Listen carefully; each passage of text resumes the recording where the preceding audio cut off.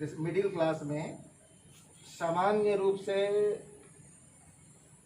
जो त्रिभुज है ना, वो आप लोगों को सामान्य रूप से बताया गया था।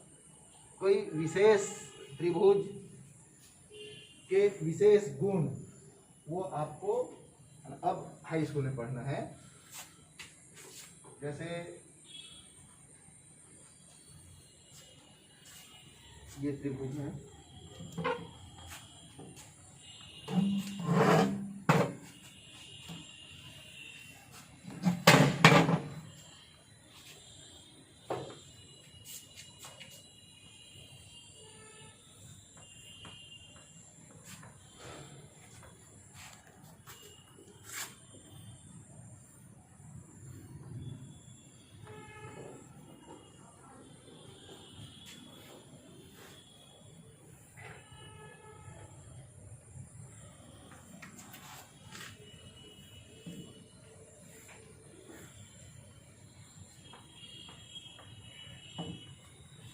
ये सभी त्रिभुज है।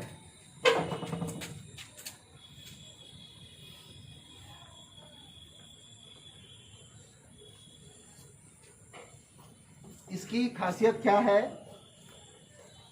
कि सभी में एक चीज समान है, और वो समान है कि इसमें इसकी 3 भुजाएं हैं।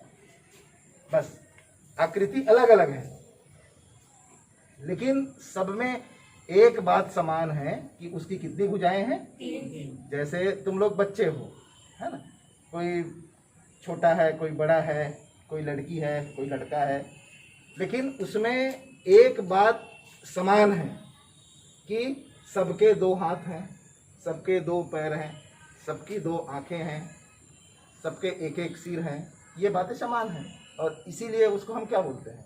इसीलिए उसको मनुष्य बोलते हैं कि ये बातें सब में हो तो वो हम उसको बोल देते हैं कि ये मनुष्य है। बाकी वो कितना उम्र का है, क्या है, छोटा है, बड़ा है, वो बात का विषय रहता है, देखते ही बोल देते हैं कि ये कोई आदमी है। वैसे ही इन त्रिभुजों में जिनकी 3 भुजाएं हैं और 3 कोण हैं, तो सहज रूप से बोल देते हैं कि वो क्या है? वो त्रिभुज है। और त्रिभुज की हम परिभाषा भी वही पढ़ते हैं, है ना, कि 3 भुजाओं से बनी हुई आकृति को त्रिभुज कहते हैं, है ना। उसमें 3 कोण भी होते हैं, ये ऐसा कहते हैं।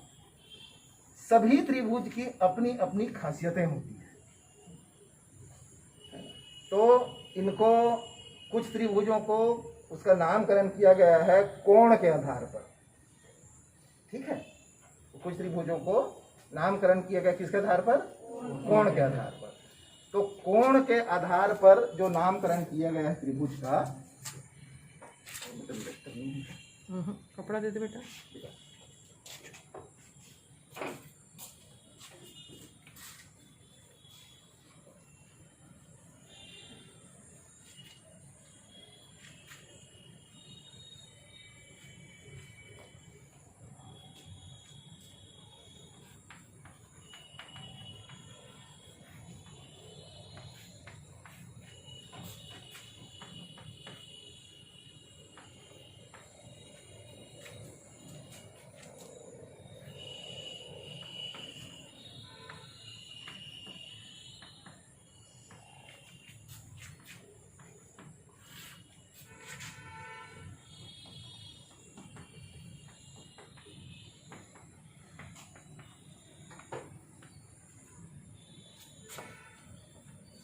तो उसका मोटा मोटी, है ना, दृष्टिकोण के आधार पर, तो सबसे पहले ये माने ओल्ड क्लास का है आपका, मैं ज्ञान का नवीनीकरण करा रहा हूँ, समझ जाइए।